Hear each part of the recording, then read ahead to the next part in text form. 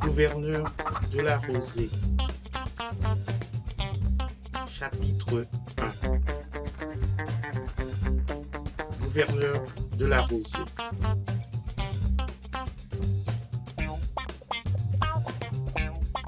Il avait pensé à Jean-Jacques, et le voici qui vient par le sentier, aussi vieux maintenant et aussi inutile que lui, conduisant une maigre bourrique et laissant traîner la corde dans la poussière. Frère, salue-t-il, et l'autre répond de même. Jean-Jacques demande des nouvelles de sa commère Délira. Bien-aimé dit, comment va ma commère Lucia? Et il se donne le merci. La bourrique a une grande plaie sur le dos et qui frémit sous les piqûres des mouches.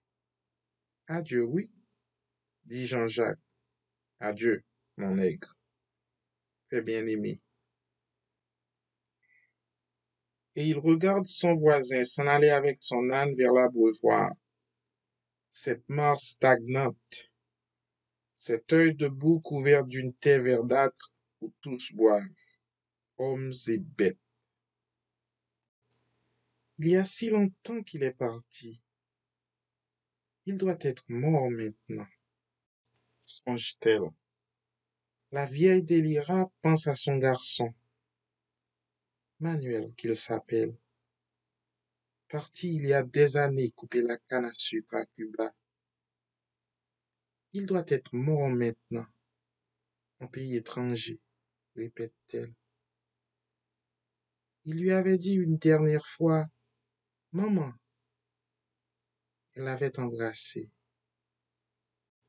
Elle avait tenu dans ses bras ce grand gaillard qui avait été à elle dans le profond de sa chair et de son sang, qui était sorti d'elle, de sa chair et de son sang, et qui était devenu cet homme à qui elle murmurait à travers ses larmes.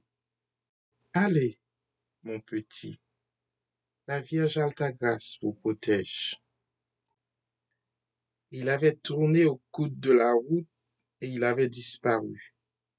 Oh, fils de mon ventre, douleur de mon ventre, joie de ma vie, chagrin de ma vie, mon garçon, mon seul garçon. Elle s'arrête de moudre le café, accroupie sur le sol.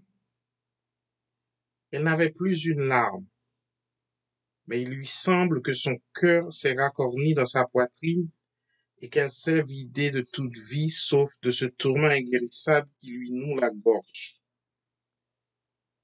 Il devait rentrer après la zafra, ainsi que ces Espagnols appellent la récolte. Mais il n'était pas revenu. Elle l'avait attendu, mais il n'était pas arrivé. Parfois, il lui arrivait de dire à bien-aimé, « Je me demande de quel côté est Manuel. » Bien-aimé ne répondait pas. Il laissait s'éteindre sa pipe. Il s'en allait à travers champs. Elle lui disait encore plus tard, « Bien-aimé, papa, de quel côté est notre garçon? » Il lui répondait rudement, « Paix à ta bouche. » Mais elle avait pitié de ses mains qui tremblaient. Elle vida le tiroir du moulin, versa d'autres grains, reprit la manivelle. Ce n'était pas une grosse besogne, mais elle se sentait épuisée, à la limite de rester là, sans mouvement, son vieux corps usé, abandonné à la mort qui la confondrait. Enfin, avec cette poussière, dans une nuit éternelle et sans mémoire. Elle se mit à chantonner.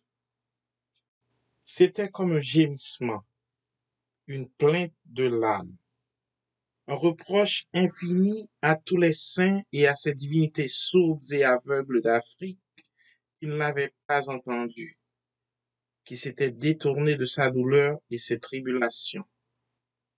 Ô Sainte Vierge, au nom des saints de la terre, au nom des saints de la lune, au nom des saints des étoiles, au nom des saints du vent, au nom des saints des tempêtes, protège, je t'en prie, s'il te plaît, mon garçon en pays étranger. Ô maître des carrefours, ouvre-lui un chemin sans danger. Amen. Elle n'avait pas entendu revenir bien-aimé. Il s'assit près d'elle.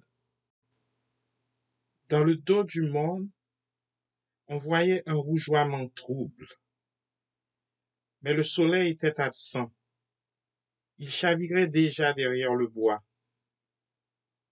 Bientôt la nuit serait là, enveloppant de silence cette terre amère, noyant dans l'ombre apaisée du sommeil ces hommes livrés au malheur. Et puis l'aube se lèverait avec le chant enroué des coqs, le jour recommencerait, semblable à l'autre et sans espoir.